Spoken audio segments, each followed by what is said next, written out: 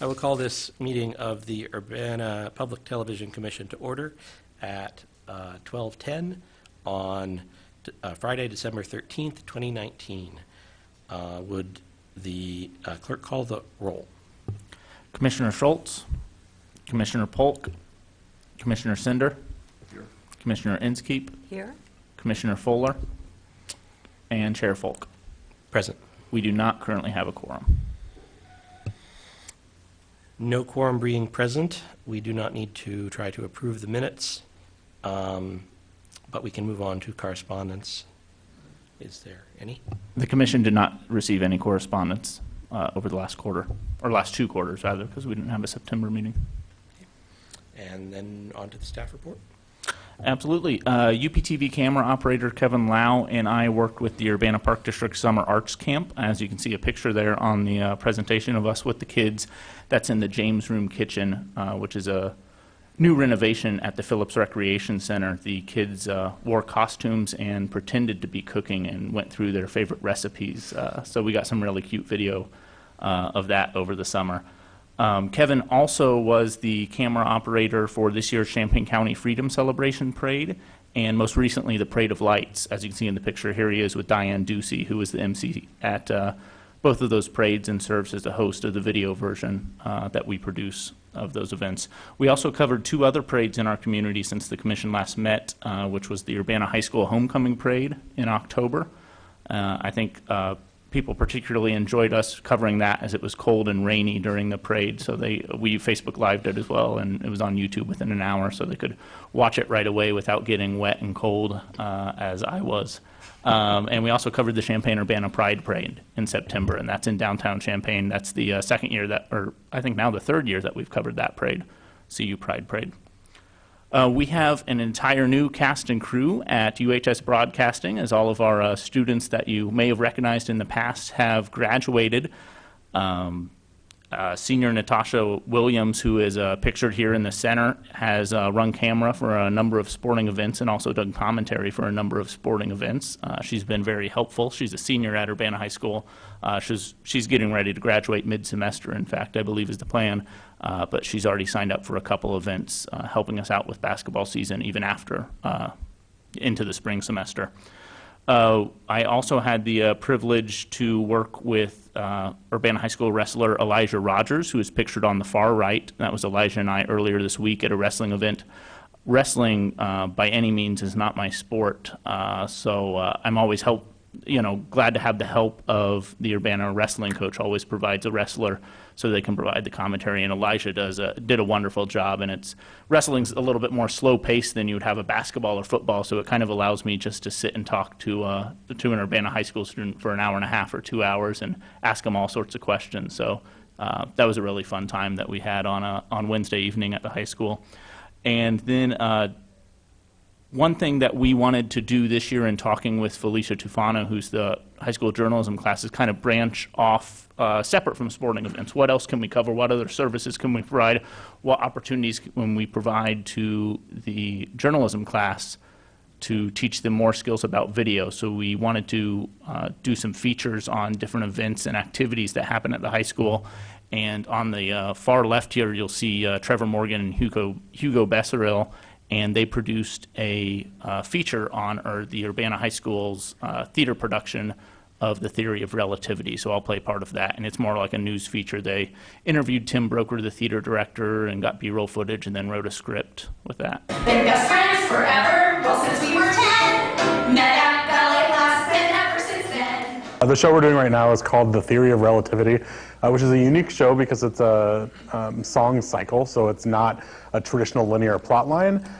There are 12 characters that each kind of sing a song or have a monologue or monologues about some aspect of their life.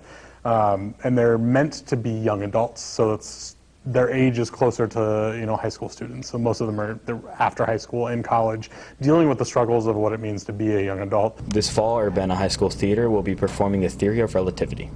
A lot of thought goes into the process of deciding which shows will be played. In terms of choosing a show, the team, kind of like the adult production team, gets together and kind of proposes different ideas or shows based on the students that we have, that we know are coming up, strengths of our program, where we want to grow.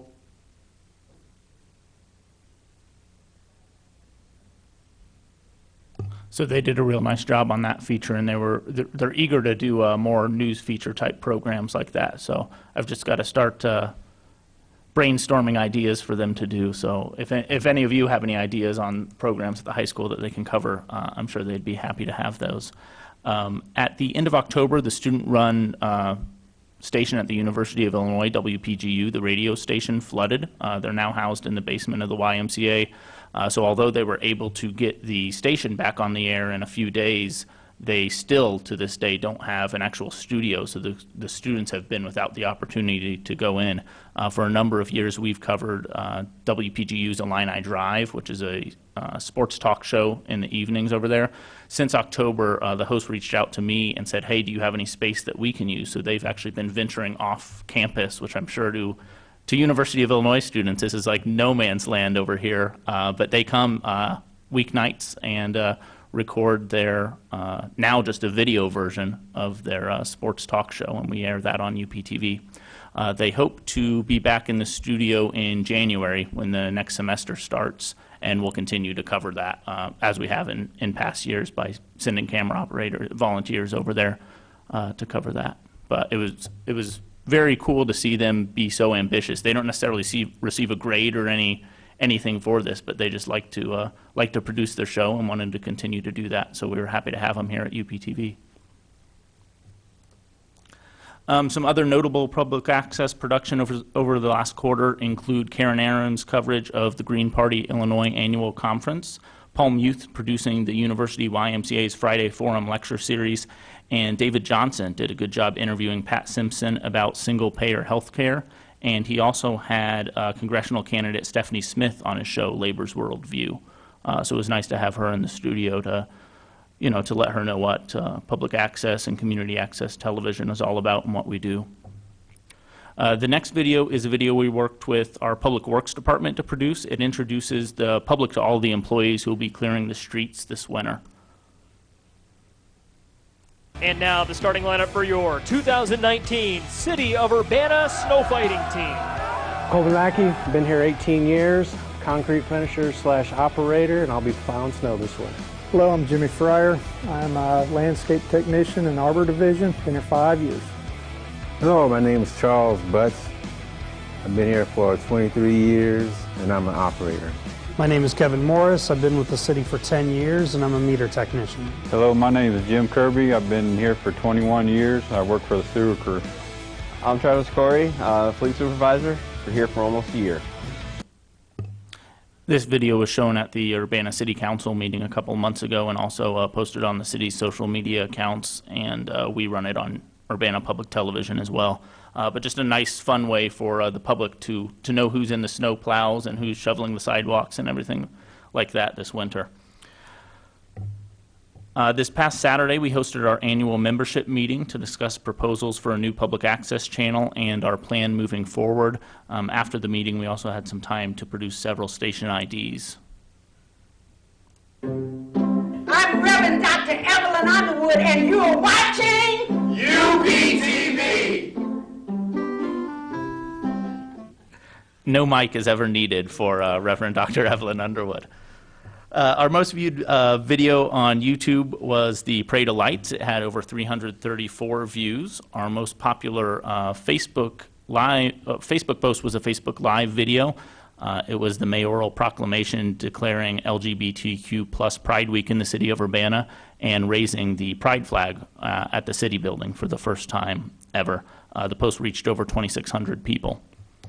Our most popular tweet was a video we uploaded to Twitter. It was the Theory of Relativity feature produced by UHS Broadcasting that we watched a small clip of earlier. That's all I have for a staff report. Happy to answer any questions at this time. I just want to give a big shout out for all the work with the schools. It's just amazing and inspiring, and I'm sure it's a life changer for some of those kids. And the only idea I might have is there's been so much going on in the district of controversy these days, And I think a missing voice has been more kids from the schools, their opinions about those things, and I know they have them. And I've seen a few young people come to the school board meetings to comment in public comment, but it'd be interesting to see a feature of what some of the different views are. Thank you for that suggestion. But great work. It's cool. Thanks. Did you get feedback from the membership at the meeting, and are you ready to present anything about that, or is that... We did receive feedback. I was going to kind of bulk that into the feasibility of a new public access TV channel under unfinished business. Okay. I'll present on that. That's great. Any other questions or comments about the staff report?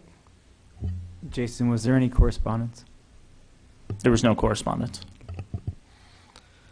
All right, staff report being done, it's time for audience participation, and we do have someone in the audience. If you would like to come up and state your name, and then you have at least 5 minutes.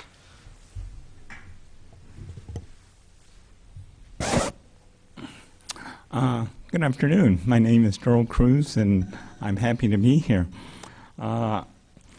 I'm going to speak a little bit on limited knowledge because I'm not sure in total what Jason is going to present regarding the future of UPTV.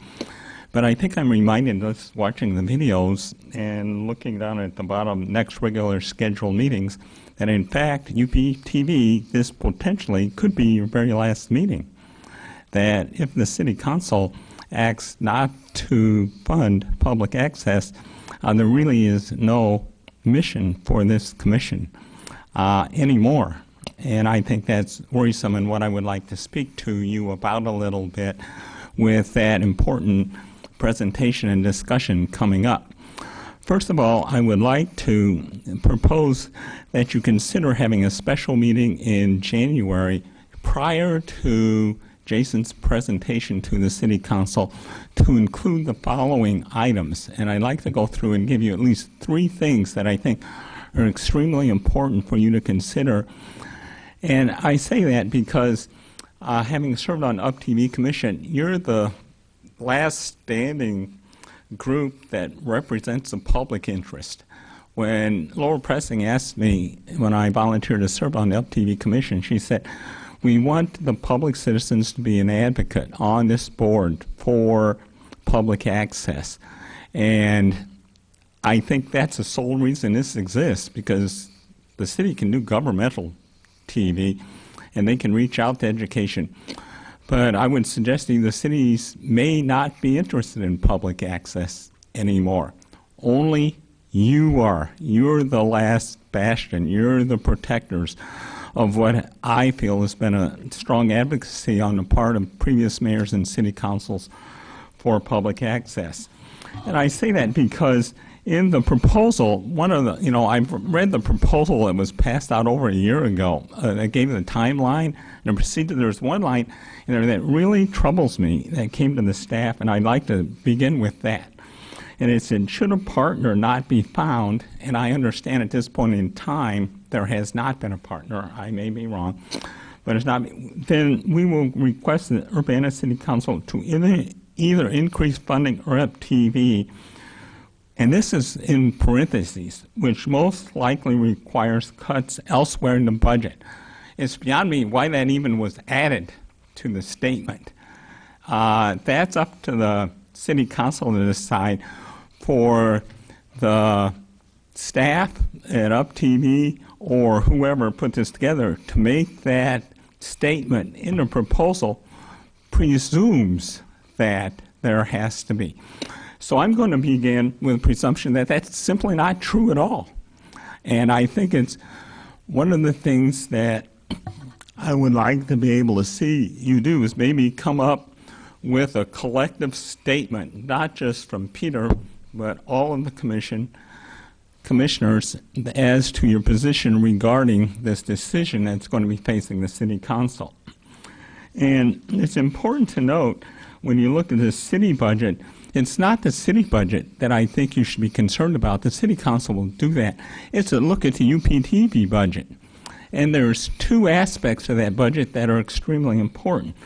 One is that for fiscal year 2020, they have a surplus of $112,000 listed as being proposed at the end of this year. When I asked Diane Marlin, and it has a deficit of $2,000 this year. Okay, $2,043 is the deficit in UPTV's budget, and it has a balance of $112,000. Okay, and I sent a bunch of questions off to Mrs. Harmon and the mayor with some questions, and one question was responding to this surplus. Why are you thinking about cutting public access when you have a surplus in the proposed budget this year of $112,000? Here's her response.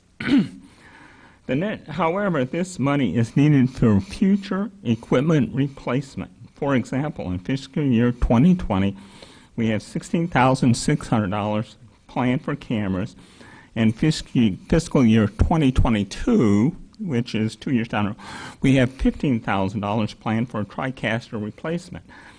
This is UPTV's seed corn, and using it to offset spending is unsustainable.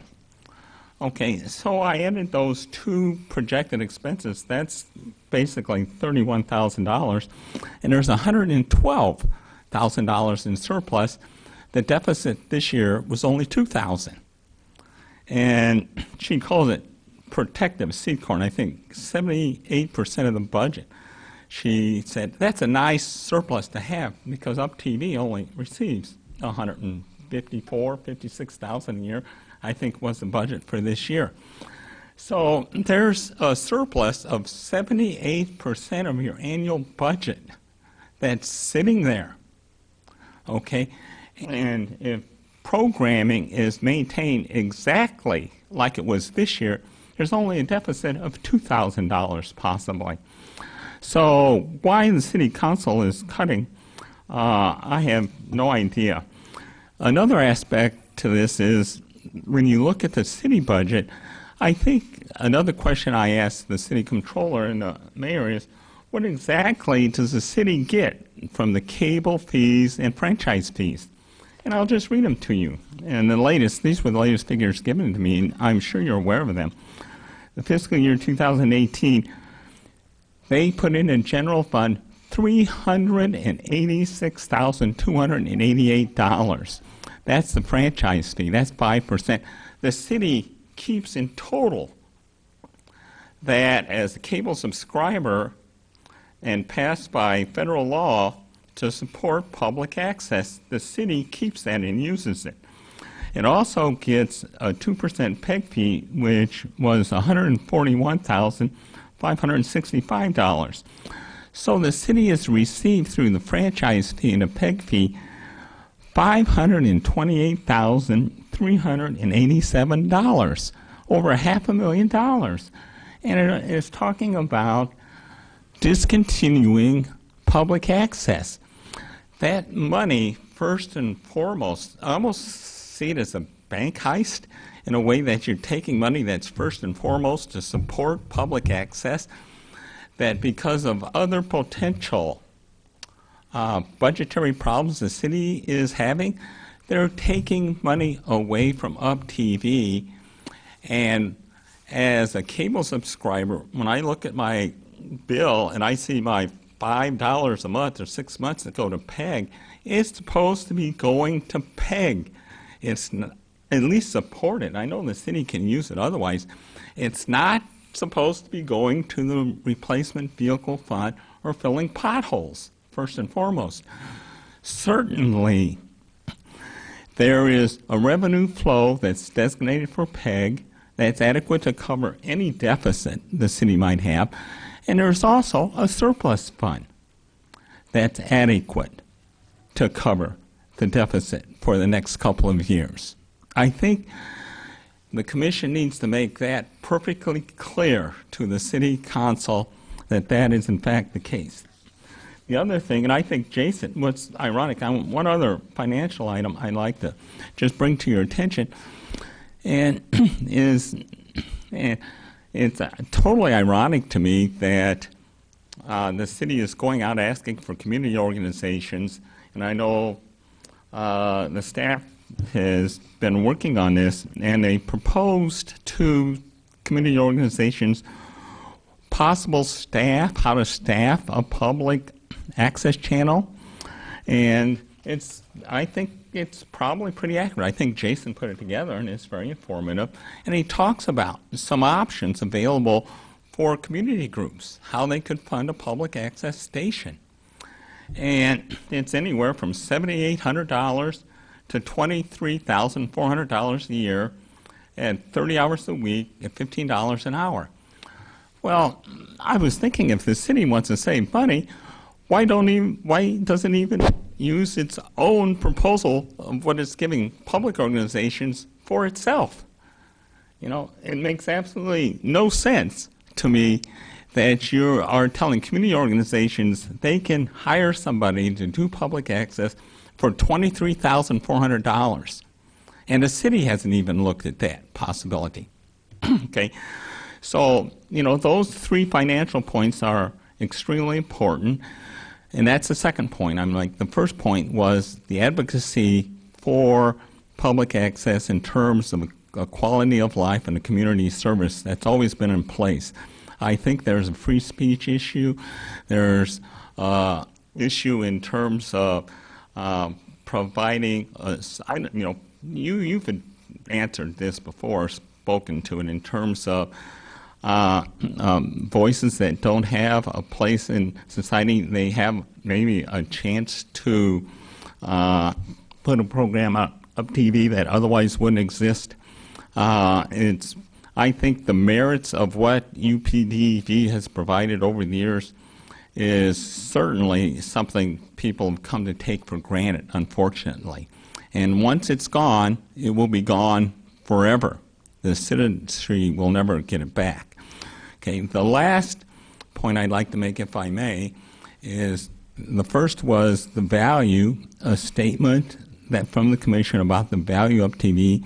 Second, the financial situation as you understand it, and the ability for UPD to be funded through existing revenues that rightfully belong to public access.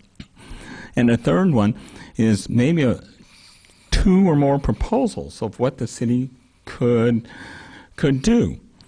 The first is just fully fund Jake's position like you've had in the past, and give the UPT Commission the additional maybe $30,000, $40,000 for that purpose, so it's adequately staffed.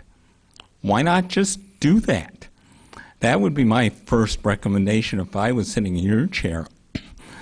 The second would be, well, you've gone through this fiscal year, you only have a $2,000 deficit, we're going to maintain the current. Now, I'm not sure if I was sitting in Jason's seat, that would be my first priority, because it's like you would have a half-time person rather than a full-time person in Jake.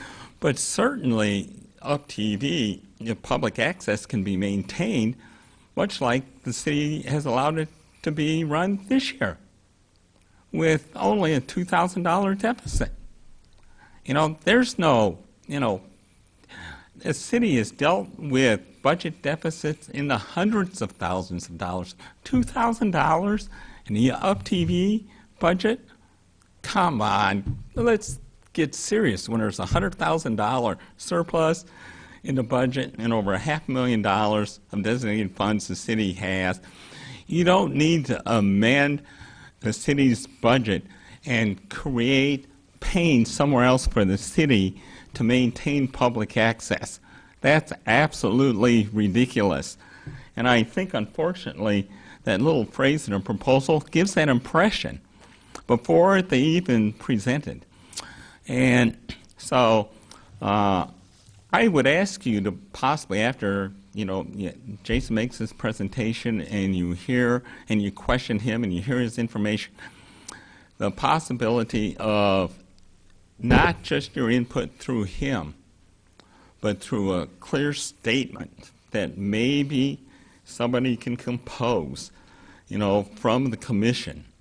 For these reasons, we believe the city council should not reduce public access and then go through the value to the community, the fact that the budget or the financial aspect, we're not to the point yet, as I look at it. Maybe in 5 years it may be, but certainly not yet, of reducing staffing or public access, and then maybe a couple of alternatives for the city council. And the first one would be just let's reinstate the full-time position.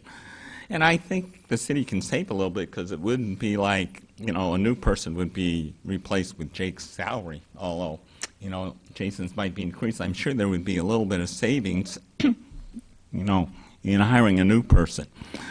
But if worse comes to worse, why not just maintain the current situation? And finally, if the city council, and I'm going to stop, I could go on for a long time and a lot more detail, but it seems to me that if they're really determined in cutting public access, my question is why?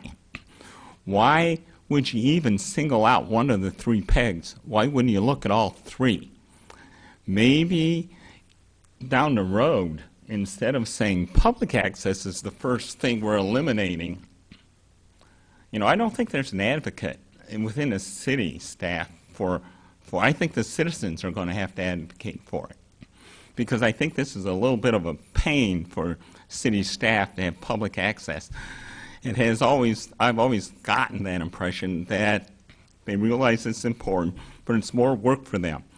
Well, too bad, That's what public access is about and what we as a community want. And so, I forgot exactly where that was going. I'm sorry. That I know that actually you should look at all 3 areas, and maybe, the school board meetings should be eliminated, and maybe public access should be 75%, and maybe instead of growing at the middle school or high school, you ought to look at just maintaining what is instead of add additional, so that the cuts are shared equitably across governmental educational. But it's interesting, the proposal recommended cutting educational access as also along with, with public access. And I understand there's probably received some feedback because of, you look at the videos. Why would we want to cut what we're doing at the middle school and high school? And I don't think the city council would want to do that either. And so I'm getting the impression it's come down to governmental programming and educational programming versus public access. And public access is on the low rung instead of being equal or even just as important or more important than the other 2. As a citizen, I would say it's no less equal, and it should be just as high as the other 2. And none of this makes any sense to me. It never has from the very beginning. And hopefully, the commission will find it within itself to be a strong advocate of maintaining public access to the city council when that presentation is made. Thank you.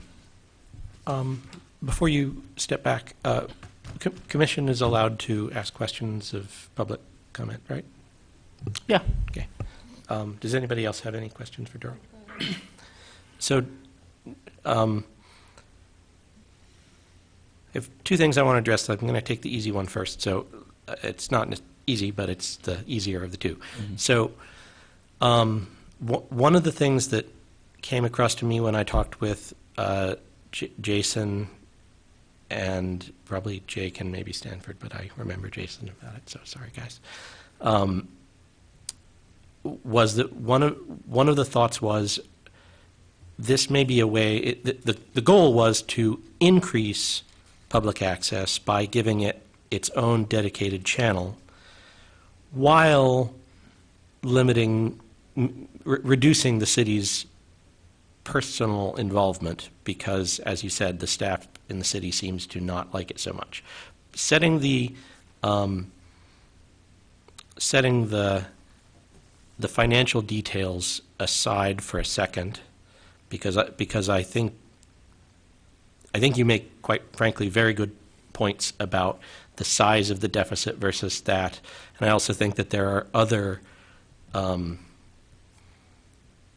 ways to address that the staff doesn't seem to be pushing for at this time yet, as far as I can, from previous conversations. That may have changed, but what do you see a benefit for having another channel that's specifically dedicated to public access, and if so, can you talk a little bit to that? Yeah, it was probably 8 or 9 years ago when I was on the commission. I even pursued that with the city of Champaign, that there was a benefit for government not to be involved in public access, that in fact Urbana was supporting public access and Champaign wasn't. So there was a time when we checked with Mayor Schweihart and the city council in Champaign, and they said, hell no, we aren't paying a penny. We're going to let to public access. There's no way they were going to do that. Okay, and so therefore the city of Urbana stuck with it. I don't know of any situation other than where public access is separated from government exists, except where a separate public access board is appointed by the city council, and the money is flowed through the city from the cable franchise fee, and in this case the PEG fee, to that board, much as like you would be an independent community board for public access. And the city basically steps aside, and there's a contract like for 5 years or 10 years where the city says, we're not involved in public access. So there's a separate public access channel which is available, which, you know, a few years ago when this was set up, there wasn't. I think that's kind of why they were merged into one, all three. And the problem now, I think, is, and there's several. One is channel location. You know, the fifth channel, where the heck is it going to be located, and how people going to find it when they're used to public access being on channel 6 like everything else. It's like the grouping is great, you know, what the two cities have been able to get, and the placement on the channel lineup has been almost ideal for public access in this community, because people stroll through and they'll run across it. But I have yet, and you raise a point, usually when programming starts exceeding space on one station, and I have not heard of a real independent study done whether Channel 6 has reached supersaturation, that the fifth station is required to be able to maintain the level of public access and governmental programming that currently exists. I don't think it's a problem currently, but usually that's what drives the fifth channel, is when you reach a saturation point that there's no time slots or suitable time slots for public access or governmental channel or educational programming. I'm not aware that that's a problem. And it literally, in my mind, you know, won't work unless the city is willing to allow the revenue flow to go through whoever that entity would be that's responsible for overseeing public access. And if the city isn't willing to do that and keep the money, then it ought to be responsible for funding it, like it's been doing. You know, my assumption is they assume that responsibility on behalf of the public.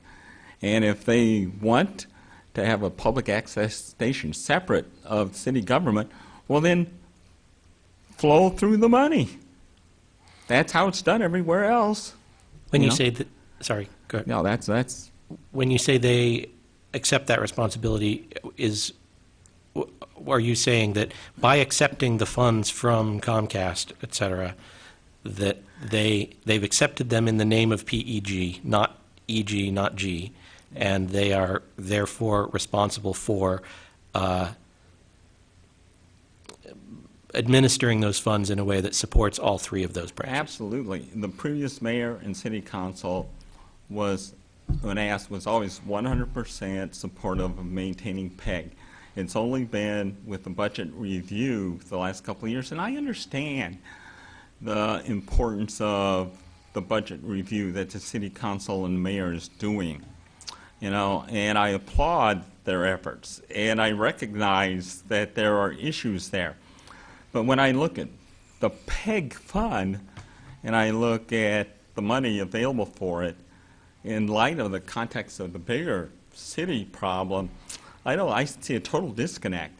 And I think you said it much better than I did. The previous city council and mayor have assumed that responsibility to, at least they publicly stated that in the past, to maintain PEG, the public access. This is the first mayor and city council that has proposed not doing so because of budgetary reasons, which is, you know, to me absurd in light of the money that's available and the previous commitment of the city councils and in terms of the community resource that it provides. It makes no sense to me at all. I very much appreciate your feedback and comments, and I at least will do what I can to make good on the things you've said. I pretty much agree with most of what you said, but any other comments?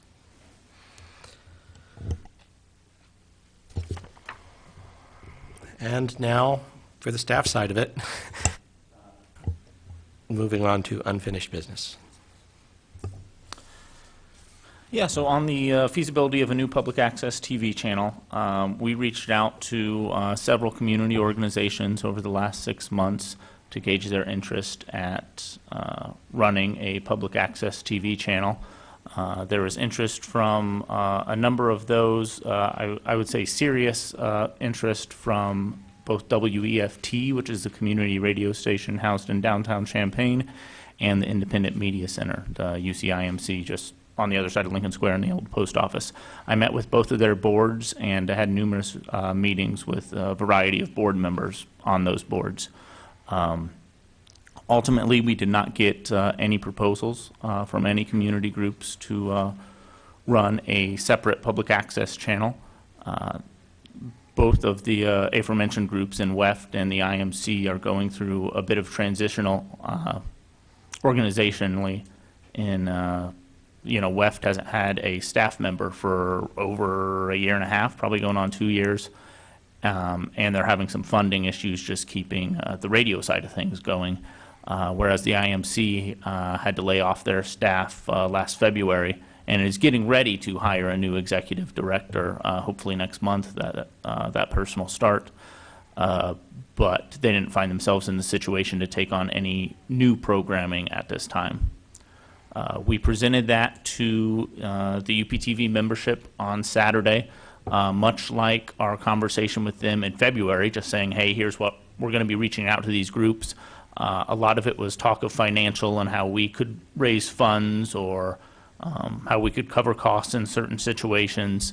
I will note to the commission, and I said that we were in the meeting in June that we were going to go to council with a series of intergovernmental agreements, and those intergovernmental agreements were signed and passed by all the entities. So we are bringing in slightly more money this coming current fiscal year with intergovernmental agreements with Urbana School District 116 for running the AV for their board meetings, as well as the Regional Planning Commission, the Housing Authority of Champaign County, the Urbana Free Library, and the Urbana Park District. So it's good to have an additional revenue source coming in. We are already fairly stretched on staff, to where if we're going to take on any new fundraising efforts, it's going to dive into our production efforts. So it's kind of what do you want to, keep producing public or do you want to fund it? And we're going to struggle to find that happy medium, honestly. We did, mention the organizations to the members back in February, and they kind of said what they would want out of an access channel. One thing that they did mention is that facilities are important, right? They wanted plenty of space to have a band in, or just a smaller space to do this. We had those conversations with the organizations to let them know that facilities were important. And they kind of talked about what their current building situation is, what their vision is for the future, as well as what could be done to house a television studio or some sort of multimedia space in that. We also met with Vineyard Church. Mayor Marlin reached out to them. I don't know how familiar you are with Vineyard, but they have a professional television studio in their church already. The idea being that Vineyard would let us, and they offered to let us use that for free for public access programming or government access. We would still be providing the staff person, but they would let us use their facility. When we presented that to the UPTV membership,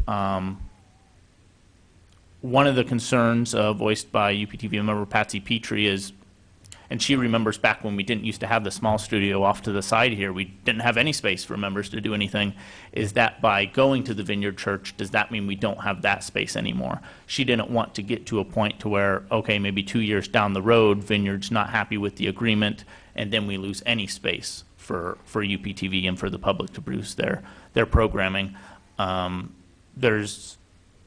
I think there's the obvious concern of that it's just a religious institution, and we don't want to have that be a deterrent for anyone to come and produce their public access programming. That wasn't voiced very loudly at the membership meeting, but I think we all understood that as well. But once again, that doesn't solve a staffing issue as the city would look at it. We would still provide a staff member. We would just get to use their facilities. But going back to the new public access channel, as I mentioned, we weren't successful in finding any community organizations to take on a new public access channel. So our next steps is we will present that information that I just presented to you at the Urbana City Council. We are kind of ahead of the game as far as the budget cycle goes. Department heads, I don't think, present their budget to the finance director. I think the deadline is the 1st of March. It might be a little bit earlier than that. But generally March and April is when they hammer out the budget, and then we'll kind of know whether they plan to put money in for a production person or a staff person to help produce public access programming, or they leave that out and don't support public access financially.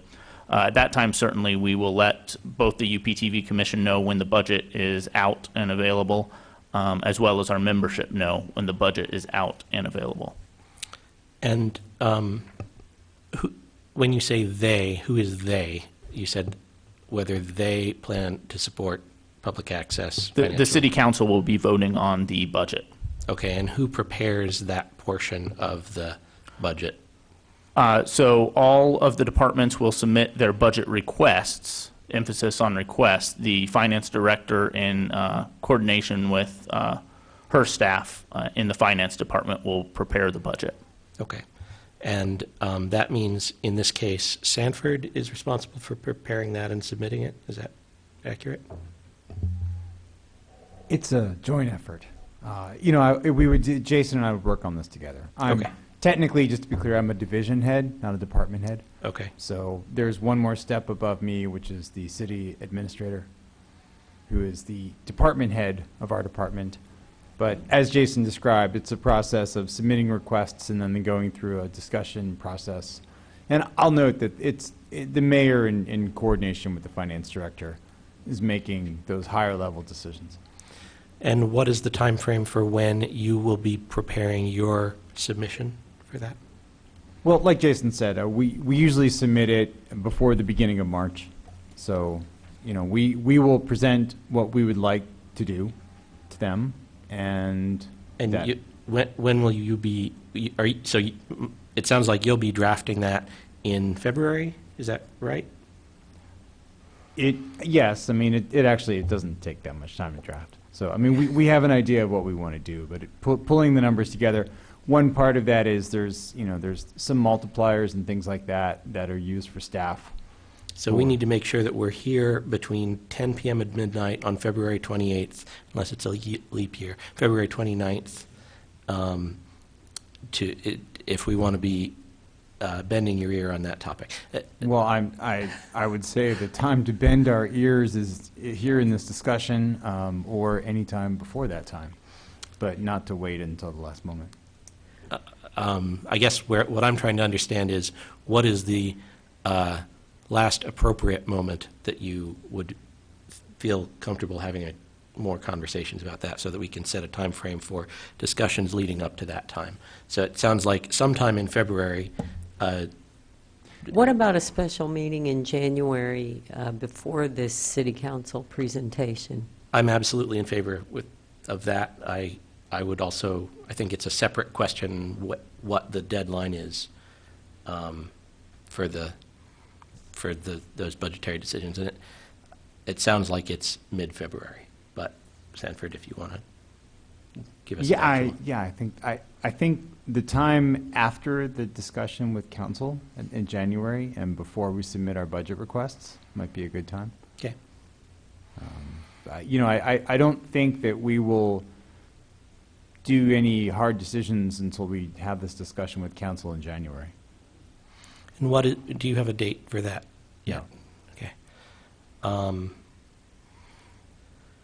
I'm all for a special meeting. There's some things that I'm going to want to ask the staff to try and put together before that. And I'm gone until the 5th of January. So with that said, I'm open to suggestions there. Which city council will you be presenting at, Jason? That date hasn't been decided yet, but I'll certainly let the commission know whenever that date is determined. And is it appropriate for either of you or any of you to respond to some of the issues Durrell raised? I mean, I think the most pressing issue I think he raised is there really a budget crisis, and could the city more adequately staff public access and maintain that commitment? I don't know if either of you or you, Jay, could feel comfortable addressing that.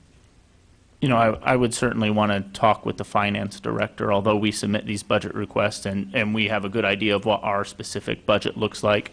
There's a lot of different city factors that go into that, so I don't want to speak, out of turn, And I'll say you mentioned Durrell's, he had a lot of information, so I'd also want to go back through his public input just to, because there was a lot of good information, but I don't want to start diving in to answer one question or that question or any other question. I will just make a comment on what he first suggested, but we do have plans to meet in March and June, regardless of what next year's budget looks like. We're still operating a full PEG channel, public education and government access, up until June 30th. So I just wanted to let the viewing audience know, as well as regular meetings in March and regular meeting in June will occur regardless.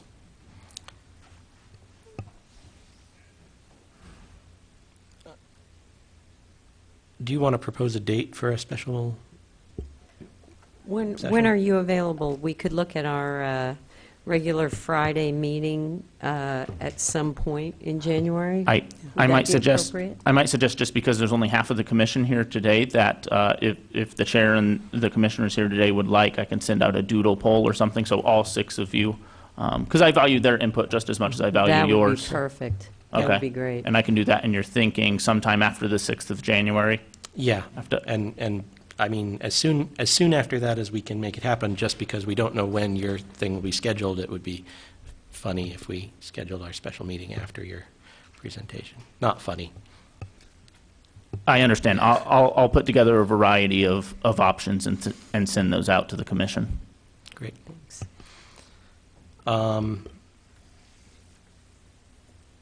Yeah, I think that we can address the rest of the things there, and I'll try and meet with you guys between now and then to talk about some of the other details that maybe we can talk in. Meeting staff. Staff, yes. Moving on to new business, annual PEG report. Yeah, so some of you might remember when we put together annual PEG reports. Our last one, I think, was 2015. The Cable Commission kind of oversaw that, and then it was passed down to the UPTV Commission. I wanted to go ahead and get us back on the regular basis of putting together these annual PEG reports. I think it's, just from a historic factor, neat to see where we are with all the different types of programming. I didn't go back to July 1st, but obviously this will run through a fiscal year. Should our schedule remain the same, I'll present these in the future at the September meeting. We didn't have a September meeting as it was canceled, so that's why I'm presenting it here today.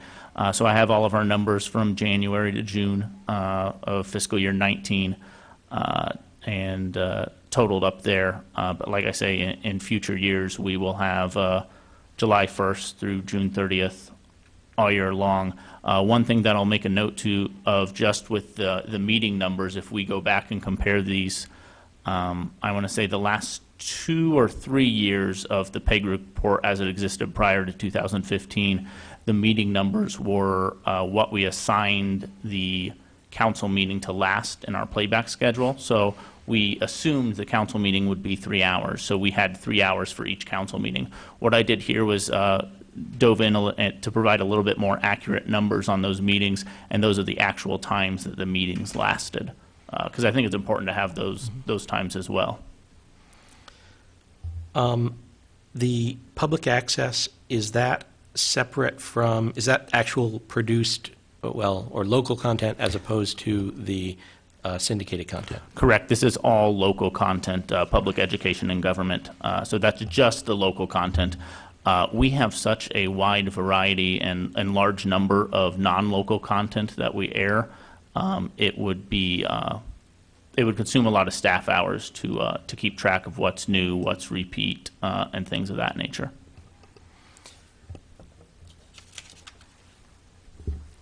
It is interesting to note that the public access far exceeds the sum of all the other numbers. Absolutely. And I'll also note that doesn't even include the non-local public access. Yeah.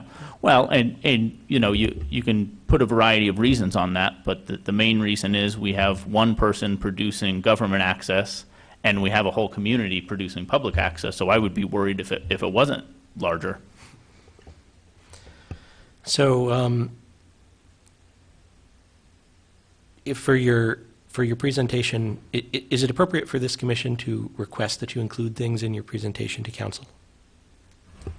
Yeah, I think you're fine to request stuff. Yeah. Okay. So for your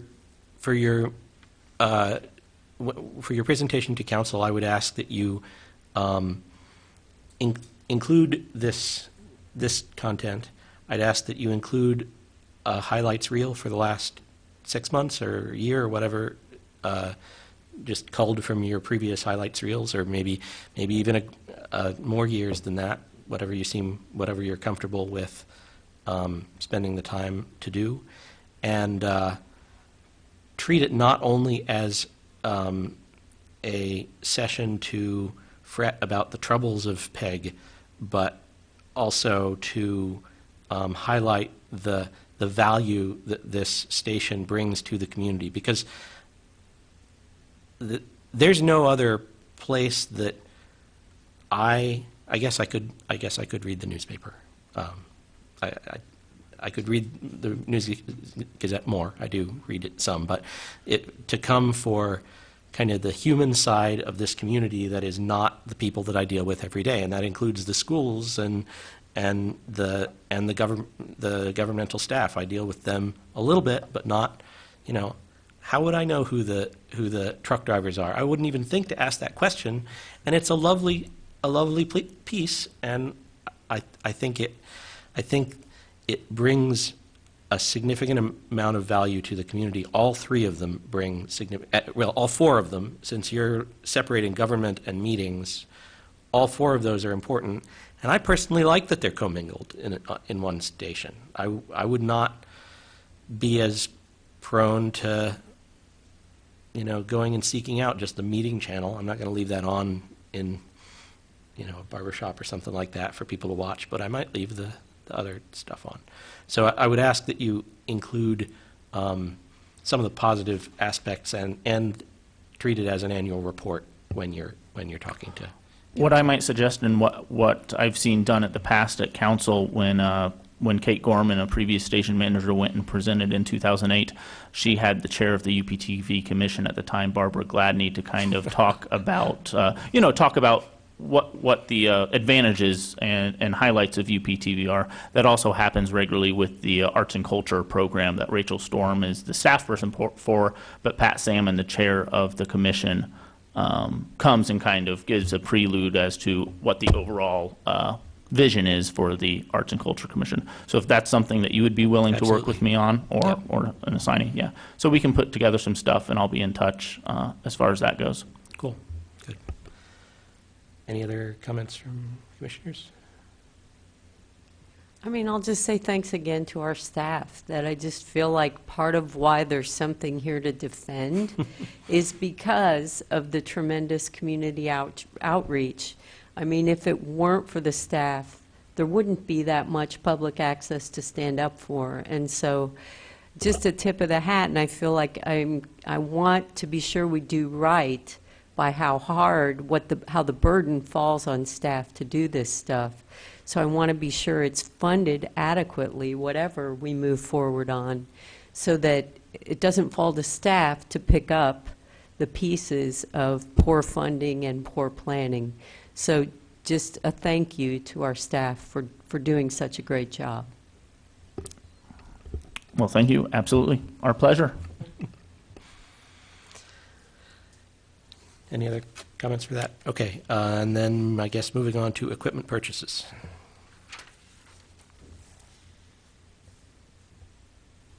Yeah, so you'll have our equipment purchase list before you. There's a number of equipment purchases on there, mainly because we didn't have our meeting in September, so you're seeing 2 quarters worth here of equipment purchases. I'll just kind of go through and point out some of the highlights, because there's a lot of small things as well. A lot of the amplifiers and speakers and things of that nature and cabling is because we replaced the in-ceiling speakers here in June, and myself and part-time camera operator Austin Pontius spent a couple of evenings here. When there weren't any meetings, we found a couple of evenings to where we could install those. So I appreciate Austin's help on that. I don't have too much more to point out. These were regular items as far as maintenance, and nothing that large of an expense. Looking at our numbers for during this entire period, which spans 2 fiscal years because of the July 1st deadline, we spent $4,408 on equipment. The total spent for the 2019 fiscal year, which ended on June 30th, was $4,832, and the total spent so far in 2020 is $1,870. I think Durrell already made mention of it, but one of our larger purchases that we'll be purchasing before the end of this fiscal year and installing our new cameras here in the council chambers. All right. Are there any commissioners' comments? All right, and I think I've said my bits over the meeting. So, all right, our next meeting is currently scheduled for March 13th, 2020 at noon in these Urbana City Council chambers. I believe we are hoping that there will be a special meeting in January, and I encourage anyone, any audience members to come to that meeting, and if you would like to be notified of the date of it, I believe you can reach out to Jason. You want to give them an email address to reach out to? Yeah, probably the easiest one is just if they do uptv@urbanaillinois.us. It'll certainly be posted on the city's website to meet open meeting act requirement, so you can always visit the city's website at urbanaillinois.us. Is there an RSS feed for the UPTV Commission meetings? I think there is one for all meetings, but I'm not positive about that, so I don't want to say one way or the other. I know there was at one time. I will say that, but you have always asked me about RSS feeds, Peter. I But love them. They're that's awesome. like whenever I hear someone say RSS feed, I immediately think of Peter Falk. All right. With there being no other business, I can adjourn this meeting.